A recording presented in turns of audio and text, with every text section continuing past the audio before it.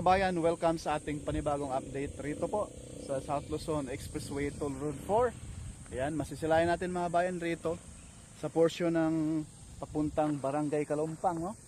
Ayan, masisilayan natin yung mga heavy equipment dyan sa kabilang side.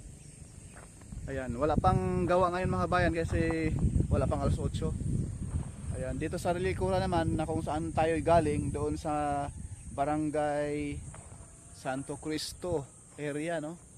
Nagaling tayo doon. At dito sa likuran natin, yan na yung mga heavy equipment dyan nakatambak. Yan, na may samahan niyo po si Purka Studio mga bayan sa ating latest update rito po sa South Luzon Expressway Toll Road 4. Ayan, napakalapad rito mga bayan, no? Atin puntanghayan mga bayan itong package A, no? Dito sa may Barangay Santo Cristo. Ito yung drone shot natin. Ayan po. Papunta po tayo doon sa mismong Sampaloc Puno mga kabayan. Ayan, papunta na po tayo doon sa mismong Barangay Kalumpang, no? Tayabas, Quezon mga bayan. Masisilayan natin yung alignment papunta roon sa mismong Sampaloc Puno. Ito po, malaking challenge ito mga kabayan sa contractor dito sa Firehorse Construction Services dahil ang tatarik ng mga ilog dito mga kabayan, bali dalawang ilog po rito mga kabayan na matarik, no? Ito yung nasa harapan natin. Grabe.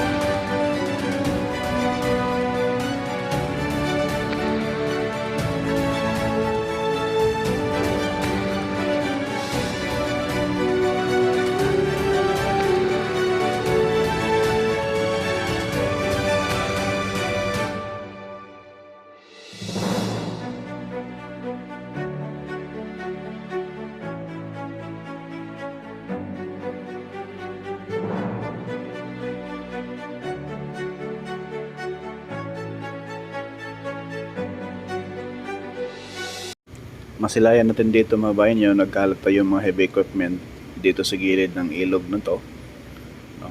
Mamaya iikutan natin dyan, no? May mga ground shot tayo mga kabayan, no?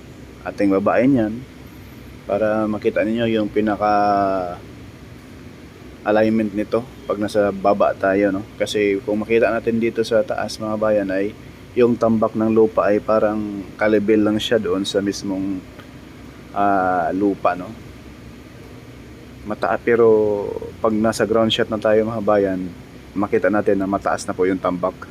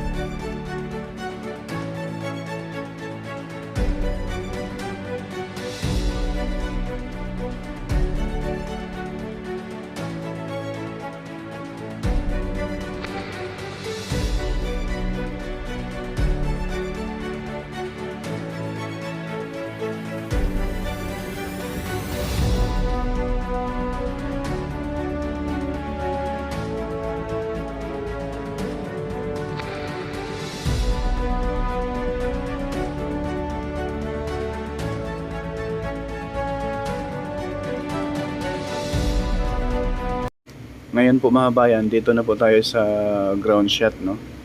Ayan, yung mga tambak dyan na lupa. Medyo kailangan pa yung ikalat mga bayan sa alignment mismo. Pero dito tayo sa gilid, yung ginawa nilang service road kumbaga. Ito sa bandang kaliwa natin, yan na po yung mismong alignment ng SLEX TR4. Papunta na po ito mga bayan sa mismong Barangay Sampaloc 1. Ayan po. Yung dambuhalang drainage na ito, ayan po, nagumpisa na pong mapuno sa tubig ulan. Dapat tambakan na nila para hindi siya mapuno mga kabayan, no, ng buhangin sa ilalim. Tambak mga kabayan. Sobrang taas na.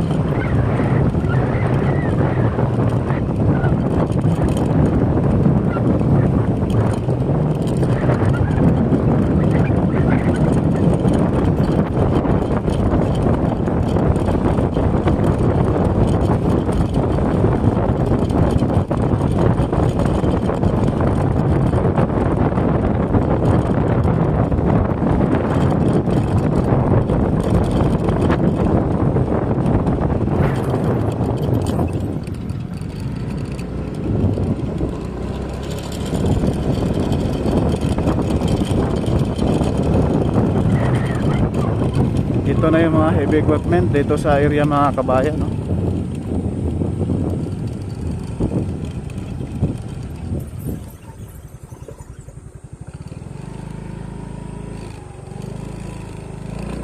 Dito muna tayo sa kabilang side. Palipad tayo rito.